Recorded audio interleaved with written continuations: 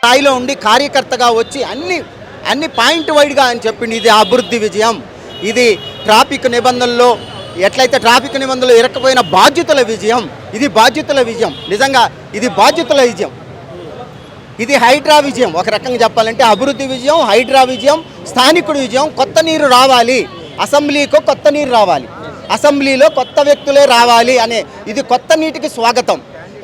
ఎట్లయితే భగవద్గీతలో కొత్త నీరుకి స్వాగతం చెప్పమన్నారు శ్రీకృష్ణుడు భగవద్గీతలో, అట్లనే ఆ భగవద్గీతకి సంబంధించినటువంటి ఒక నవీన్ యాదవ్ అని యాదవ వంశం వెళ్ళింది. యాదవ వంశంలోంచి ఒక బీసీ విజయం అనుకోవాలి. ఇది అభివృద్ధి విజయం, బీసీ విజయం, ట్రాఫిక్లో వరద బాధ్యతల విజయం. కొంతమంది ఏమంటున్నారంటే ఇది కాంగ్రెస్ పార్టీ విజయం ముమ్మాటి కాదు, ఇది నవీన్ యాదవ్ విజయం మాత్రమే. గత 2 సార్లు ఓడిపోయాడు కాబట్టి సానుభూతితో గెలిచాడు అంటున్నారు. ఏమండి, సీటు కాంగ్రెసు పరిశీలించి ఇచ్చిందంటేనే అభ్యర్థి యొక్క సత్తా ఉండబట్టికేగా ఇచ్చేది. మామూలు వాళ్ళకి ఇస్తారా, రౌడీకి ఇస్తారా? ఇయ్యరు కదా. వీళ్ళు ఏదైతే కేటీఆర్ గారు రౌడీ అన్నాడు అంటే మంచి పని చేసేవాడు రౌడీయా? శ్రీమంతం చేసే వాళ్ళకి సహాయం చేసేవాళ్ళు, పేద ప్రజలు ఏదైతే ఉందో కడుపుతోటి ఉన్నటువంటి మహిళలకి ఎంతో సహాయం చేసిండు. అందుకోసమే రౌడీ అనొద్దు, అడ్డగోలువైనటువంటి విమర్శలు చేస్తే ఖచ్చితంగా దెబ్బపడిద్ది అనేది వాళ్ళకి తెలియాలి. వాళ్ళ ప్రచారంలో భాగంగా హైడ్రా అనేది మళ్ళీ ఇక్కడ గెలిచిన తర్వాత వస్తుంది, బుల్డోజర్తో కూల్చేస్తారని చెప్పారు. ఆ పరిస్థితి ఏమైనా చూడొచ్చు?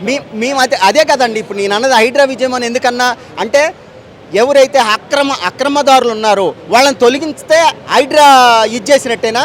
నాగార్జున బేదోడా ఫస్ట్ హైడ్రా ఎక్కడ అటాక్ చేసింది మీకు తెలుసు కదా?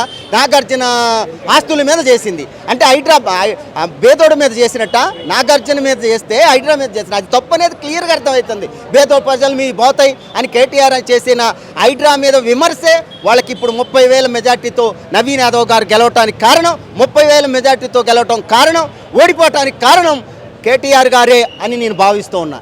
ఎందుకంటే ఆయన తప్పుడు ఆరోపణలు చేసిండు కేటీఆర్, తప్పుడు ఆలోచనలు, తప్పుడు ప్రచారం చేస్తే ప్రజలు తిప్పికొడతారనేది నిదర్శనం. కొత్త నీరు రావాలి, ముఖ్యంగా అసెంబ్లీలో కొత్త నీరు. First turn, second turn, third turn అంటే 3 టర్న్లు వాళ్ళే ఒకే కుటుంబానిక. రాజకీయ పార్టీలు ఆలోచించాలి, కొత్త వాళ్ళకే సీటు ఇవ్వాలి.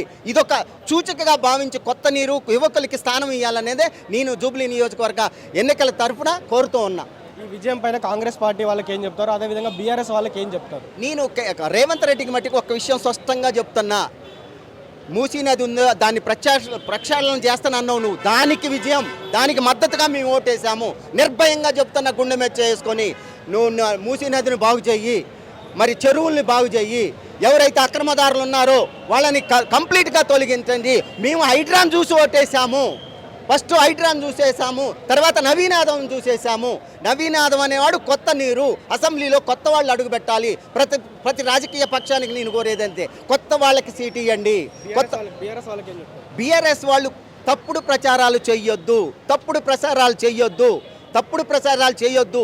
ఒక శ్రీమంతం చేసే వాళ్ళని ఆదుకుంటే, ఒక పేదోళ్ళని ఆడుకుంటే రౌడీ అంటాం ఎంతవరకు కరెక్టు? నవీన్ యాదవ్ని రౌడీజం అని అంటానికి నిరసనగానే 30,000 మెజార్టీ మేము ఇయటానికి కారణం అని కేటీఆర్ గారికి ఖచ్చితంగా చెప్తున్నా. రౌడీ అనొద్దు చిన్న శ్రీశైలం యాదవ్ని.